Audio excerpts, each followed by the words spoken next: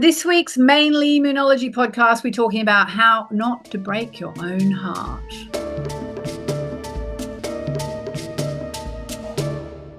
Hey everybody, it's Yasmin here with the Mainly Moonology podcast. So the week beginning June the 30th, 2024. And just a reminder that we're actually now dropping the podcast, as they say, on a Sunday because we figure it's better for people. It's all about the week ahead. So then you'll be able to listen about the week ahead on a Sunday. It'll be Sunday morning if you're in Australia or New Zealand. And for the rest of the world, it's going to be Sunday evening. So yeah, that's what we're doing. So first of all, let's take a look at the astrology for the week ahead.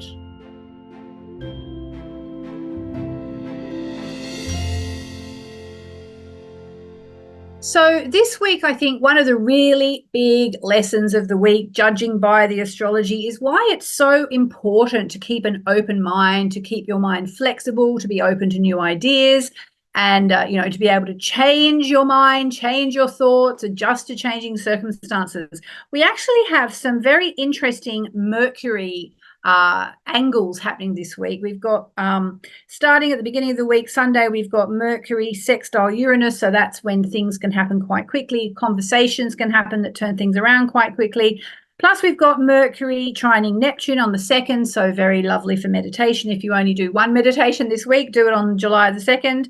Then Mercury moves into the sign of Leo, so we're all going to feel better about expressing ourselves.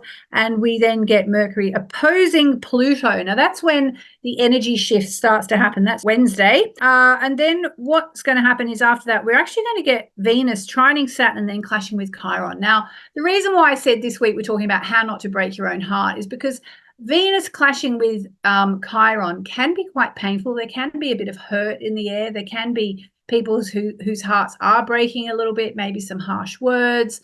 And so why I'm saying it's very important to keep your mind open this week is because Mercury is so active. And if you can get your mind in a really healthy state this week as Mercury makes all its harmonious aspects and then opposes Pluto, you're actually going to find that for one thing, you are going to be more adaptable to any changes that are coming along.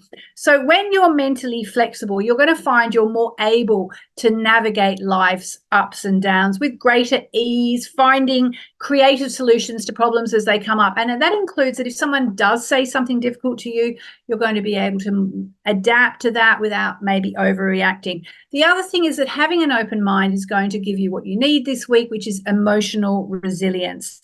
Because by being open to different viewpoints, you develop the ability to handle your emotions better and that makes you more resilient emotionally, because if you've got these differing opinions coming at you, if you can be mentally flexible, mentally open, then you're not going to stonewall these things and feel really like, oh my God, I disagree with this so much and it's really upsetting me. It's about staying mentally open. And again, with the Venus-Chiron clash, if somebody says something that's upsetting you, if you've got greater emotional resilience, then it can just be a little blip, a little glitch. Doesn't have to be the end of the world. The other thing that actually, when you approach life with an open mind and therefore are better able to handle whatever's coming at you this week, you are going to actually experience, as a result, less stress and anxiety. And it's kind of a chicken and egg thing as well, because if you are less stressed, then you are less likely to overreact. Contrary-wise, if something really stressful does happen, and you can manage to breathe through it, for example, you are, again, not going to experience the stress that you otherwise would. Okay, you're going to be able to remain calm and collected even in difficult situations. And just two more things really quickly, because I really want to convince you to really work on your mindset this week. This is a month where you can really change your situation, because there's some really big astrology coming, including a Mars-Uranus conjunction, which only happens every 2 years. So the other thing is, when you have an open mind, even if something difficult happens this week, you are going to have better problem-solving abilities. Your ability to consider a variety of solutions is going to be enhanced. And basically, you're going to be better off dealing with any interpersonal conflicts or misunderstandings. And last but not least, this will actually lead to better relationships, and personal growth. So this week, it's a new moon week, which I'll get to in a minute. It's a new moon week, so it's a restart week, but it really is a week to think, okay, the more I can work on my mind, the better my heart is going to be, because it's sort of like happy heart, happy mind, happy mind, happy heart, and it's all going to feed into itself this week. So do really think about keeping an open mind this week. Really tune into that Mercury-Neptune alignment if you can, and meditate a bit, because meditation is just extraordinary for helping us stay open-minded and open-hearted. And if something does happen that's a bit difficult this week, try not to let it get to you. It's a new moon week, and the new moon, as I'm going to talk about in a minute, is in a very emotional sign. So, it can be a time where lots of emotions come into the surface. But the more you can try and keep an open mindset as Mercury makes multiple alignments this week, the better off you are going to be. And now let's take a look at the Moonology for the week ahead.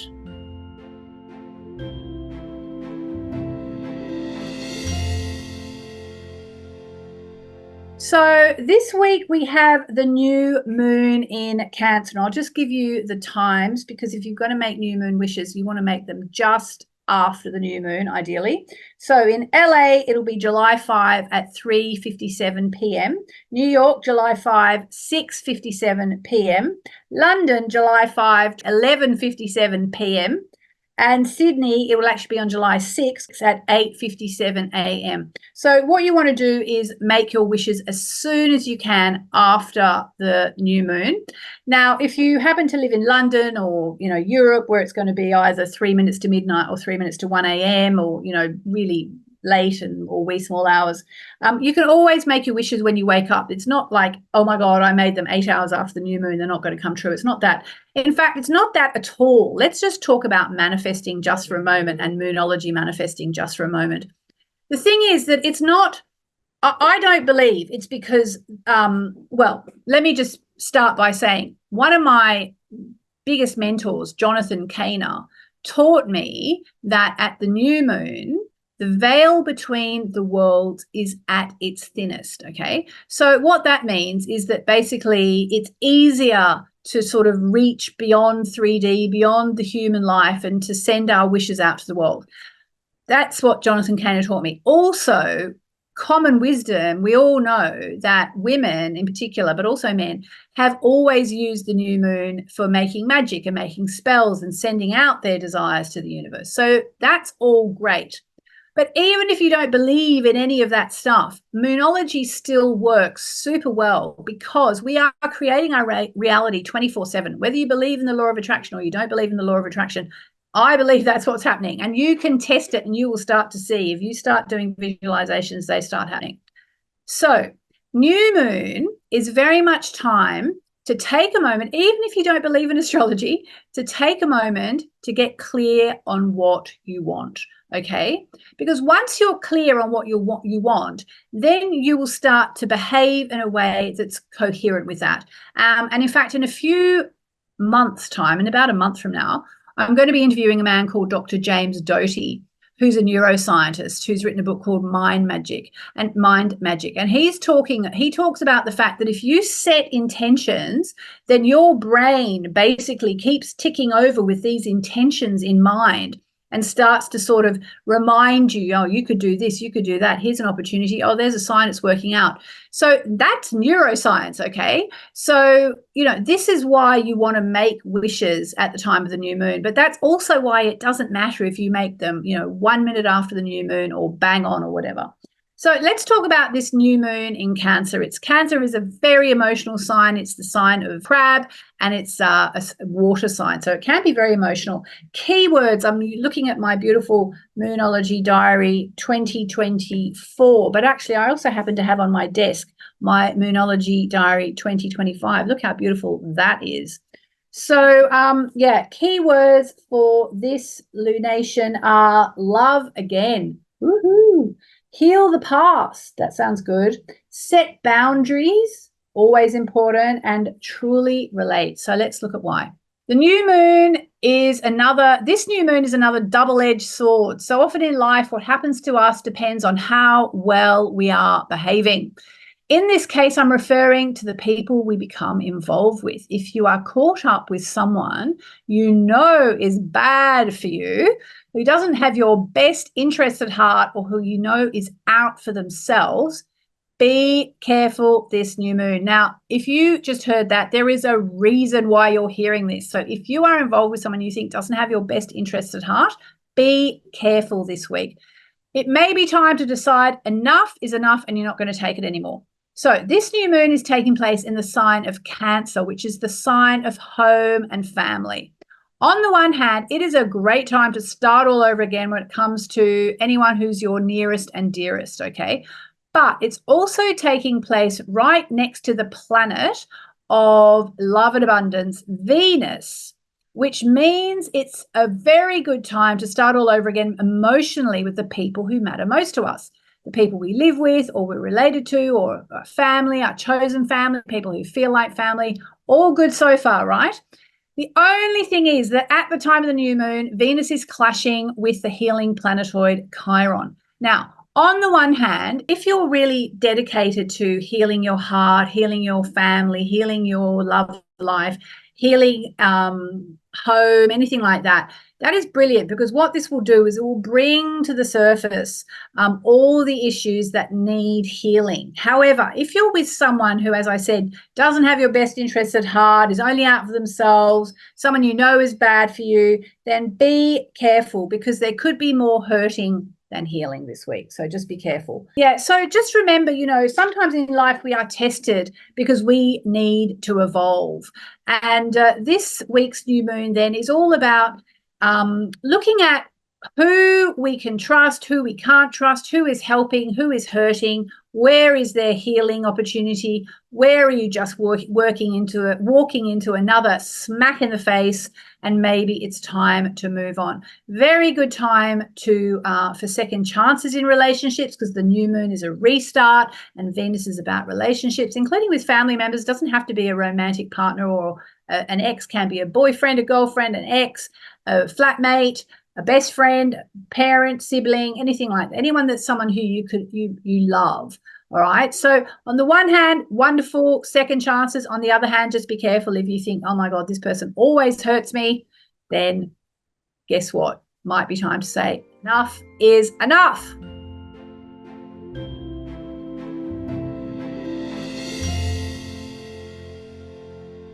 Before I get to the Oracle card of the week, I just wanted to mention something. We are now going to answer one question a week from one of our beautiful podcast listeners. So if you have a question that you would like an answer to from me based on your astrology or using a card, send your questions to support@yasminboland.com. Support@yasminboland.com. They will go to our wonderful customer happiness officer, Gabby, and she will make sure that one a week will get answered. Okay, so if you do want to have a question answered that's to do with your astrology chart, I will need your time, date, and place of birth. And if you just want a card, that's fine. Some questions I'll look at and I'll think, oh, that really needs a card. That one's better for astrology. The only thing I do ask is to keep your questions under about 100 words, because otherwise sometimes people will write me like 300, 400, 500 words. Just a really brief summation of your situation perhaps, and then your question. So now let's look at the card of the week. And now it's time for the Oracle card of the week.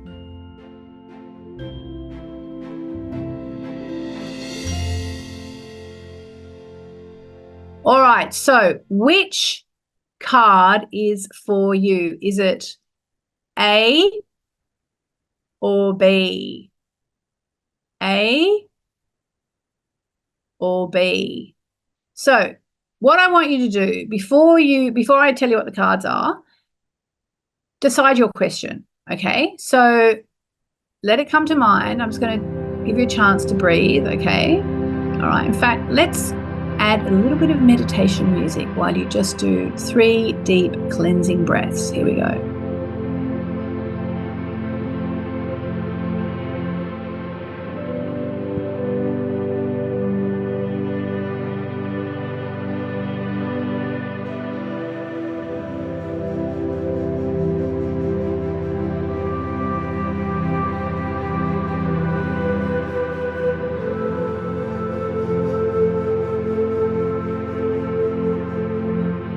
right, have you got your question? Now, if you can, say it out loud or write it down, because then you're committed to your question. So just say it out loud and try not to go for a yes or no question. Go for something more like, what do I need to know about? Or what's coming next for me regarding blah. Right, so say that question out loud. Okay. All right, so if you chose card A or 1, I can't remember now if I called it A or 1. All right, so very interesting card. You got the New Moon in Scorpio, Go Deeper. New Moon in Scorpio, Go Deeper card. So I'm just going to let you know what that means. And if you chose card B, you can probably fast forward a bit. So, all right. So if you chose this card, you are regaining control of a situation that cut deep. You've moved through your fears and can now see where this issue has come from. Now isn't the time to gloss over the facts. Rather, it's time for you to face your darkest concerns and go deeper. Your situation may need to crumble more before it can be renewed. Magic is called for. It's crucial to stay strong now. Sexually, it's time to reach for true communion with your partner.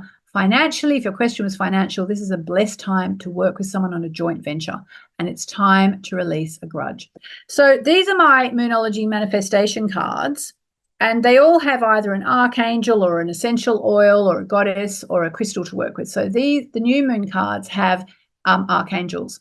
So if you would like to really sort this situation out, call in Archangel Jeremiah, the angel who helps us to review our lives. You can do that by lighting a candle and asking Jeremiah to help you to see whatever you need to see to have a breakthrough in your life right now, okay? And your manifestation affirmation is, life goes in cycles and my life is now regenerating. That's beautiful, isn't it? Life goes in cycles and my life is now regenerating. Love it. All right, okay, so that's if you chose card 1A. If you chose card 2B, then you got a completely different card with a completely different energy. It's this one. Last quarter moon in Virgo, attend to the details. Last quarter moon in Virgo, attend to the details. It would be lovely to think that manifesting means just snapping your fingers and magically making everything better. However, there is more to it than that. Past worries, mean comments, self-doubt, and fears need to be dealt with before you can start to feel good. A tedious task may need to be taken care of before you can move forwards and make the magic happen. Worries slow down your ability to make magic, so attend to the details and then you can have fun. This is a last quarter moon card, so it comes with the crystals to work with in order to do your manifestation, whatever manifestation is you're aiming for. So the crystals to work for this card are Unakite, Bloodstone, Blue Apatite, Amethyst, Rutilated Quartz, or Lapis Lazuli, if you have any of those. Choose one and hold it while you meditate, visualizing a vibrant indigo light swirling around you. Or you can just keep the crystal close, put it in your bra or whatever if you wear bras. If you don't, put it in your pocket. Or you can use all of those crystals I mentioned, Unakite, Bloodstone, Blue Apatite, Amethyst, Rutilated Quartz, and Lapis Lazuli, to make a crystal grid. And you also get a manifestation affirmation, and that is, I am guided and protected by the divine. I am guided and protected by the divine. So that's beautiful. All right, so that is it for this week. I do want to remind you that it is so important to make your wishes this week. I'll be doing them on Facebook if you want to join me for my free Facebook new moon wishing ceremony. If you are a member of my Mainly Moonology membership, straight after the free new moon wishing section, we will all meet up on Zoom and go through all sorts of things to do with the new moon. So you'll get more information, we'll go deeper, and we'll probably also do the new moon info sheets together, or we might do the wishing together. We'll see how everyone feels on the day. If you're not a member of my Mainly Moonology membership, it's so fun. come and join us, www.mainlymoonologymembership.com. We have the doors open at the moment. And I wanted to end this podcast today with a couple of chants for the new moon. And then we'll play out with some beautiful meditation music if you just want to stay and enjoy the vibe. I'm going to first of all offer up our new moon wishes to the divine with Om Namo Narayani. I'm going to chant to Durga, who's the goddess who gives us courage and strength at the new moon. And we'll end with the chakra clearing chant to help us really stay aligned for the rest of the day. And then we'll have a bit of meditation music. But if you're driving, obviously, just be careful. Here we go. Om Namo Narayani.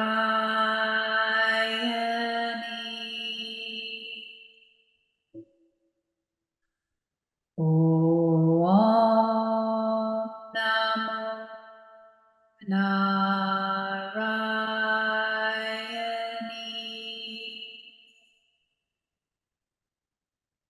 Om Namo Narayani.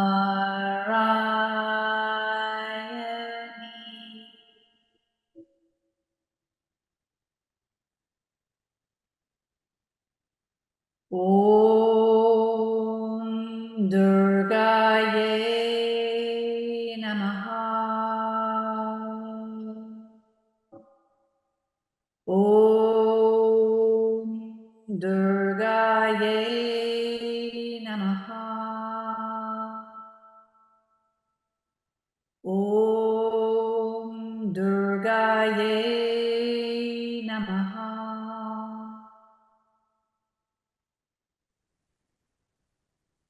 And just the chakra clearing chant 3 times. Hari Om Nam Lam Mam Vam Sim Ram Vam Yam Yam Ham Shiva Ram Swaha. Hari Om Nam Lam Mam Vam Sim Ram Vam Yam Yam Ham Shiva Ram Swaha. Hari Om Nam Lam Mam Vam Sim Ram Vam Yam Yam Ha Shiva Ram